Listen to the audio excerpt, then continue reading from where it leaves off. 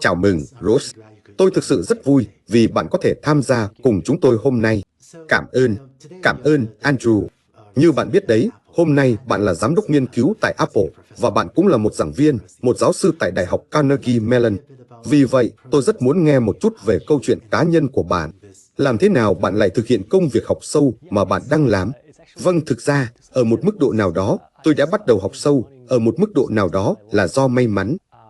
Tôi đã hoàn thành bằng thạc sĩ tại Toronto và sau đó tôi nghỉ 1 năm. Tôi đã thực sự làm việc trong lĩnh vực tài chính. Điều đó có một chút ngạc nhiên. Và vào thời điểm đó, tôi không chắc liệu mình có muốn học tiến sĩ hay không. Và rồi có chuyện xảy ra, một chuyện đáng ngạc nhiên đã xảy ra. Tôi đang đi làm vào một buổi sáng và tôi tình cờ gặp Jeff Hinton. Và Jeff nói với tôi, này, tôi có ý tưởng tuyệt vời này. Hãy đến văn phòng của tôi sẽ cho bạn xem. Và về cơ bản, chúng tôi đã làm việc cùng nhau.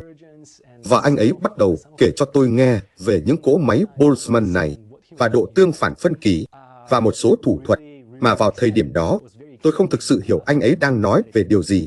Nhưng điều đó thực sự phấn khích. Điều đó rất thú vị và thực sự làm tôi phấn khích. Và rồi về cơ bản, trong vòng 3 tháng, tôi bắt đầu học tiến sĩ, với Jeff. Vì vậy, đó giống như sự khởi đầu, bởi vì đó là vào năm 2005, 2006. Và đây là nơi một số thuật toán học sâu ban đầu, sử dụng máy Boltzmann hạn chế và đào tạo có giám sát kiểu như ở xuất hiện. Và vì vậy, bạn biết đấy, đó là cách tôi bắt đầu. Thực sự, bạn biết đấy, ở một buổi sáng đặc biệt đó khi tôi tình cờ gặp Jeff đã thay đổi hoàn toàn ở sự nghiệp tương lai của tôi. Và sau đó, trên thực tế, bạn là đồng tác giả của, bạn biết đấy, một trong những bài báo rất sớm về máy Boltzmann hạn chế mà thực sự đã giúp ích cho sự hồi sinh của mạng neuron và học sâu. Hãy cho tôi biết thêm một chút về điều đó. Bạn biết đấy, làm việc với bài báo có ảnh hưởng lớn đó. Vâng, đây thực sự là một năm rất thú vị. Đó là năm đầu tiên tôi là nghiên cứu sinh tiến sĩ. Và Jeff, và tôi đã cố gắng khám phá những ý tưởng này về việc sử dụng máy Boltzmann hạn chế và sử dụng các thủ thuật tiền huấn luyện để huấn luyện nhiều lớp. Và cụ thể, chúng tôi đã cố gắng tập trung vào bộ tự mã hóa. Bạn biết đấy, làm thế nào để chúng ta thực hiện phần mở rộng phi tuyến của PCA một cách hiệu quả. Và điều đó rất thú vị, bởi vì chúng tôi đã làm cho các hệ thống này hoạt động trên các chữ số MNIST. Điều đó thật thú vị. Nhưng sau đó các bước tiếp theo của chúng tôi là thực sự xem liệu chúng ta có thể mở rộng các mô hình này để xử lý khuôn mặt hay không. Tôi nhớ chúng ta có tập dữ liệu khuôn mặt Olivetti này, và sau đó chúng ta bắt đầu xem xét liệu chúng ta có thể nén tài liệu không. Và chúng ta bắt đầu xem xét tất cả các dữ liệu khác nhau này, giá trị thực, số đếm, nhị phân. Và trong suốt 1 năm, tôi là một nghiên cứu sinh tiến sĩ năm thứ nhất, vì vậy đó là một kinh nghiệm học tập lớn đối với tôi. Nhưng thực sự, trong vòng 6 hoặc 7 tháng, chúng tôi đã có thể nhận được những kết quả thực sự thú vị và kết quả thực sự tốt. Một điều gì đó mà chúng tôi đã có thể huấn luyện những bộ tự mã hóa rất sâu này. Đây là điều mà bạn không thể làm vào thời điểm đó. Sử dụng các kỹ thuật tối ưu hóa truyền thống. Và sau đó nó đã trở thành một bài báo thực sự thú vị đối với chúng tôi. Đó là một năm siêu thú vị bởi vì tôi đã học được rất nhiều điều. Nhưng đồng thời, kết quả hóa ra lại thực sự ấn tượng đối với những gì chúng tôi đang cố gắng làm. Vì vậy, trong những ngày đầu của sự hồi sinh học sâu này, rất nhiều hoạt động tập trung vào máy Boltzmann hạn chế và sau đó là máy Boltzmann sâu. Vẫn còn rất nhiều nghiên cứu thú vị ở đó đang được thực hiện, bao gồm một số trong nhóm của bạn. Nhưng chuyện gì đang xảy ra với máy Boltzmann và Boltzmann hạn chế? Vâng, đó là một câu hỏi rất hay. Tôi nghĩ rằng trong những ngày đầu, cách mà chúng ta đã sử dụng máy Boltzmann hạn chế là bạn có thể tưởng tượng việc huấn luyện một chồng các máy Boltzmann hạn chế này cho phép bạn học hiệu quả từng lớp một. Và có một lý thuyết tốt đằng sau khi bạn thêm một lớp cụ thể, nó cải thiện giới hạn biến phân VV trong một số điều kiện nhất định. Vì vậy, đã có một sự biện minh lý thuyết, và những mô hình này đã hoạt động khá tốt về mặt có thể tiền huấn luyện các hệ thống này. Và sau đó, vào khoảng năm 2009, 2010, khi máy tính bắt đầu xuất hiện, bạn biết đấy, TPU, thì rất nhiều người trong chúng ta bắt đầu nhận ra rằng việc tối ưu hóa trực tiếp các mạng neuron sâu này, bạn biết đấy, đã cho kết quả tương tự hoặc thậm chí tốt hơn. Vì vậy, chỉ cần lan truyền ngược tiêu chuẩn, không cần tiền huấn luyện hoặc khả năng hạn chế. Đúng vậy, và đó là khoảng hơn 3 hoặc 4 năm. Và nó đã gây phấn khích cho toàn bộ cộng đồng, bởi vì mọi người nghĩ rằng, Bạn thực sự có thể huấn luyện những mô hình sâu này bằng cách sử dụng các cơ chế tiền huấn luyện này. Và sau đó, với nhiều máy tính hơn, mọi người bắt đầu nhận ra rằng bạn có thể chỉ cần thực hiện lan truyền ngược tiêu chuẩn, một điều mà chúng ta không thể làm vào năm 2005 hoặc 2004, bởi vì chúng ta sẽ mất hàng tháng để làm điều đó trên CPU, và đó là một thay đổi lớn. Một điều khác mà tôi nghĩ rằng chúng ta chưa thực sự tìm ra cách giải quyết, bạn biết đấy, máy Boltzmann và máy Boltzmann sâu. Tôi tin rằng chúng là những mô hình rất mạnh mẽ, bởi vì bạn có thể coi chúng là mô hình tạo sinh. Bạn biết đấy, chúng cố gắng mô hình hóa các phân phối phức tạp trong dữ liệu.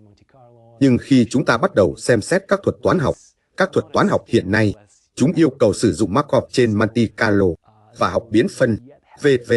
không có khả năng mở rộng như các thuật toán lan truyền ngược. Vì vậy, chúng ta vẫn phải tìm ra những cách hiệu quả hơn để huấn luyện những mô hình này và cả việc sử dụng tích chập. Đó là một thứ khá khó tích hợp vào những mô hình này. Tôi nhớ một số công trình của bạn về việc sử dụng tổng hợp tối đa xác suất để xây dựng các mô hình tạo sinh của các đối tượng khác nhau. Và sử dụng những ý tưởng tích chập này cũng rất thú vị, nhưng đồng thời vẫn cực kỳ khó để huấn luyện những mô hình này. Công việc có khả năng như thế nào? Vâng, công việc có khả năng như thế nào, phải không? Và vì vậy, chúng ta vẫn phải tìm ra. Mặt khác, một số công trình gần đây sử dụng bộ tự mã hóa biến phân, ví dụ, có thể được xem là phiên bản có hướng của máy Boltzmann. Chúng ta đã tìm ra cách huấn luyện những mô hình này là công trình của Max Welling và Đức Kinma về việc sử dụng các thủ thuật tái tham số hóa. Và bây giờ chúng ta có thể sử dụng thuật toán lan truyền ngược trong hệ thống ngẫu nhiên. Điều này đang thúc đẩy rất nhiều tiến bộ hiện nay. Nhưng chúng ta vẫn chưa tìm ra cách thực hiện điều đó trong trường hợp máy Boltzmann. Vì vậy, đó thực sự là một góc nhìn rất thú vị mà tôi thực sự không biết. Đó là trong thời đại trước khi máy tính chậm hơn, thì ERBM, bạn biết đấy, việc tiền huấn luyện là thực sự quan trọng. Chỉ có tính toán hóa thạch đã thúc đẩy việc chuyển sang lan truyền ngược tiêu chuẩn. Về sự phát triển của các cộng đồng suy nghĩ trong học sâu, một chủ đề khác mà tôi biết bạn dành nhiều thời gian suy nghĩ là các phương pháp tiếp cận không giám sát tạo sinh so với có giám sát. Bạn có muốn chia sẻ một chút về suy nghĩ của bạn về điều đó đã phát triển như thế nào theo thời gian không? Vâng, tôi nghĩ đó là một chủ đề thực sự. Tôi cảm thấy đó là một chủ đề rất quan trọng. Đặc biệt nếu chúng ta nghĩ về các mô hình không giám sát hoặc bán giám sát hoặc tạo sinh. Bởi vì ở một mức độ nào đó, rất nhiều thành công mà chúng ta đã thấy gần đây là nhờ học có giám sát. Và trở lại những ngày đầu, học không giám sát chủ yếu được xem là tiền huấn luyện không giám sát, bởi vì chúng ta không biết cách huấn luyện các hệ thống đa lớp này. Và thậm chí ngày nay, nếu bạn đang làm việc trong một môi trường mà bạn có rất nhiều dữ liệu không được gắn nhãn, và một phần nhỏ các ví dụ được gắn nhãn, thì các mô hình tiền huấn luyện không giám sát này hoặc xây dựng các mô hình tạo sinh này có thể giúp ích. Bạn biết đấy, đối với việc có giám sát. Vì vậy, tôi nghĩ rằng rất nhiều người trong chúng ta trong cộng đồng, bạn biết đấy, nó giống như niềm tin khi tôi bắt đầu làm tiến sĩ là tất cả về các mô hình tạo sinh và cố gắng học các ngăn xếp mô hình này, bởi vì đó là cách duy nhất để chúng ta huấn luyện những hệ thống này. Ngày nay tôi có rất nhiều công việc hiện nay về mô hình hóa tạo sinh.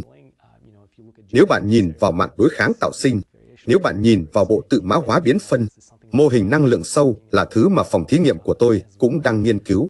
Tôi nghĩ đó là nghiên cứu rất thú vị, nhưng có lẽ chúng ta vẫn chưa tìm ra.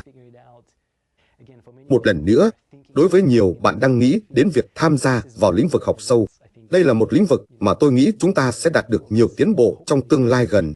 Vậy học không giám sát phải. Hoặc có thể bạn có thể nghĩ về nó như học không giám sát hoặc học bán giám sát. Đây bạn có. Tôi cho bạn một số gợi ý hoặc một số ví dụ về ý nghĩa của những thứ khác nhau. Và tôi ném cho bạn rất nhiều dữ liệu không được gắn nhãn. Vì vậy, bạn biết đấy, đó thực sự là một cái nhìn sâu sắc rất quan trọng rằng trong thời đại học sâu trước đây khi máy tính chậm hơn, thì máy Boltzmann hạn chế, và máy Boltzmann sâu là cần thiết để khởi tạo các bước sóng mạng neuron. Nhưng khi máy tính trở nên nhanh hơn, lan truyền ngược thẳng sau đó bắt đầu hoạt động tốt hơn nhiều. Vì vậy, bạn biết đấy, một chủ đề khác mà tôi biết bạn đã dành nhiều thời gian suy nghĩ là học có giám sát so với các mô hình tạo sinh, các phương pháp học không giám sát. Vậy suy nghĩ của bạn, hãy cho tôi biết một chút về cách suy nghĩ của bạn về cuộc tranh luận đó đã phát triển như thế nào theo thời gian. Tôi nghĩ rằng tất cả chúng ta đều tin rằng chúng ta có thể đạt được tiến bộ ở đó. Đó chỉ là tất cả các công việc trên máy Boltzmann, bộ tự mã hóa biến phân, VAN. Bạn có thể nghĩ rất nhiều mô hình này là mô hình tạo sinh, nhưng chúng ta vẫn chưa tìm ra cách thực sự làm cho chúng hoạt động. Và làm thế nào bạn có thể sử dụng khối lượng lớn. Và ngay cả đối với, tôi thấy rất nhiều trong lĩnh vực công nghệ thông tin.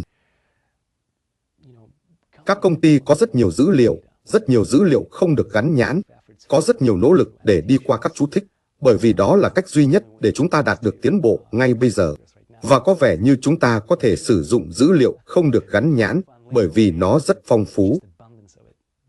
Và chúng ta vẫn chưa tìm ra cách thực hiện điều đó. Vì vậy, bạn đã đề cập đến những người muốn tham gia nghiên cứu học sâu. Học không giám sát là một lĩnh vực thú vị. Ngày nay, có rất nhiều người muốn tham gia học sâu, hoặc nghiên cứu, hoặc công việc ứng dụng.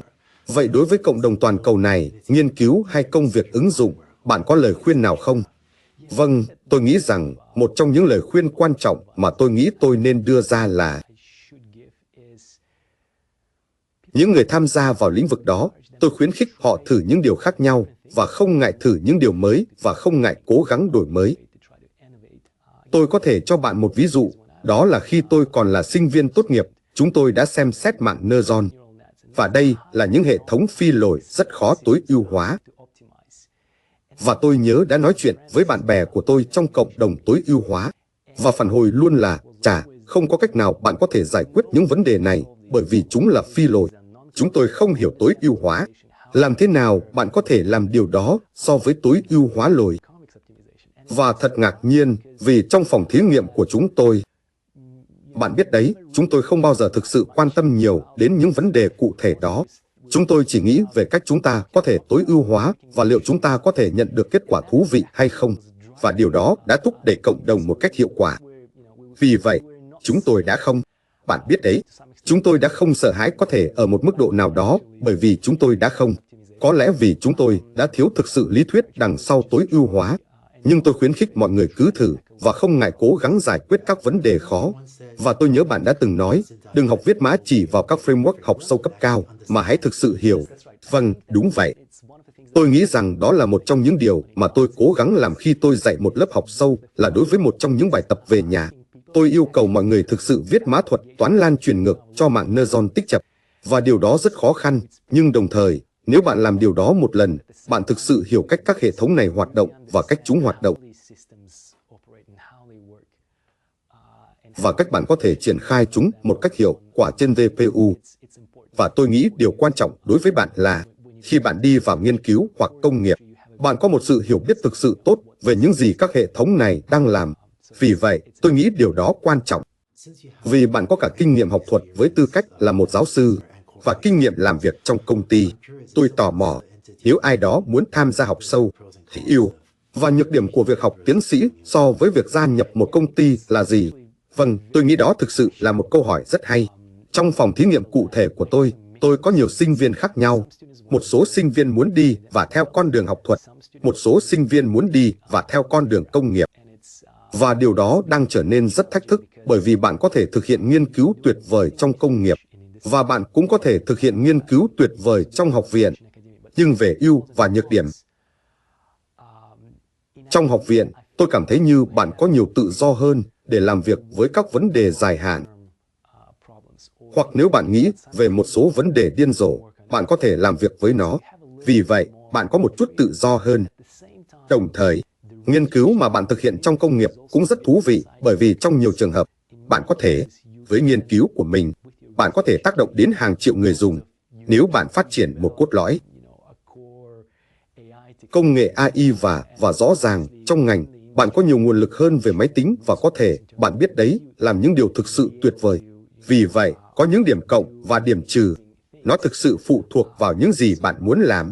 Và hiện tại đó là một môi trường rất thú vị, nơi các học giả chuyển sang công nghiệp. Và sau đó, bạn biết đấy, những người từ công nghiệp chuyển sang học viện, nhưng không nhiều. Và vì vậy đó là, bạn biết đấy, đó là một thời gian rất thú vị. Nghe có vẻ như, bạn biết đấy, học máy học thuật là tuyệt vời, và học máy doanh nghiệp là tuyệt vời. Và điều quan trọng nhất là chỉ cần tham gia, phải không? Một trong hai, chỉ cần tham gia. Vì vậy, nó thực sự phụ thuộc vào sở thích của bạn, bởi vì bạn có thể thực hiện nghiên cứu tuyệt vời ở một trong hai nơi. Vì vậy, bạn đã đề cập đến học không giám sát như một biên giới thú vị cho nghiên cứu. Có những lĩnh vực khác mà bạn coi là biên giới thú vị cho nghiên cứu không? Vâng, chắc chắn rồi. Tôi nghĩ rằng những gì tôi thấy trong cộng đồng của chúng ta hiện nay, đặc biệt là trong cộng đồng học sâu, là có một vài xu hướng. Một lĩnh vực cụ thể mà tôi nghĩ là thực sự thú vị là lĩnh vực học tăng cường sâu, bởi vì chúng ta đã có thể tìm ra cách chúng ta có thể huấn luyện các tác nhân trong thế giới ảo. Và đây là một điều gì đó, chỉ trong vài năm gần đây, bạn thấy rất nhiều tiến bộ về cách chúng ta có thể mở rộng các hệ thống này. Làm thế nào chúng ta có thể phát triển các thuật toán mới?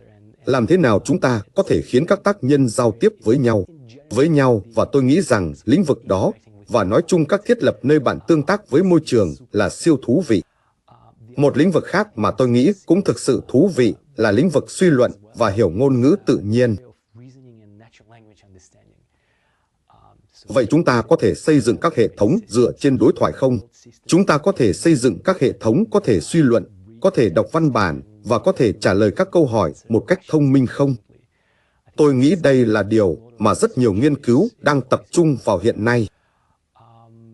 Và sau đó có một lĩnh vực phụ khác, cũng là lĩnh vực này có thể học hỏi từ ít ví dụ hơn.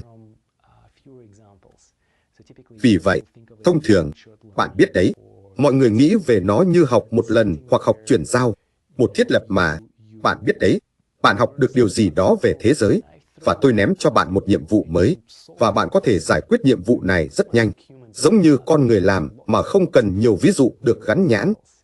Và vì vậy, đây là điều mà rất nhiều người trong chúng ta trong cộng đồng đang cố gắng tìm ra cách chúng ta có thể làm điều đó, và làm thế nào chúng ta có thể tiến gần hơn đến khả năng học tập giống như con người.